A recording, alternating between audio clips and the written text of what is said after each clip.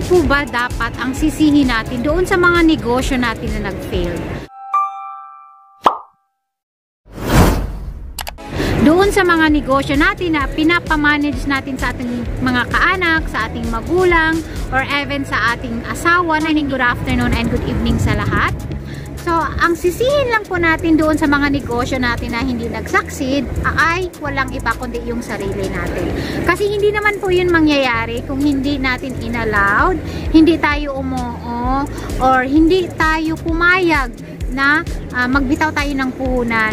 Advice ko ulit sa mga kapwa ko OFW na nagbabala kayong magnegosyo tapos andito kayo sa abroad, much better na ipunin natin yung pera natin at pag-aralan natin yung negosyo na gusto nating umpisahan pag uwi natin ng Pilipinas hanggang andito pa tayo sa abroad. Kasi mas maraming resources dito sa abroad. Makapag-aral tayo, mabilis yung internet. Tayo doon sa mga business personality na ang negosyo ay related doon sa negosyo na gusto nating umpisan pag uwi natin ng Pilipinas. So ayan, maraming salamat po.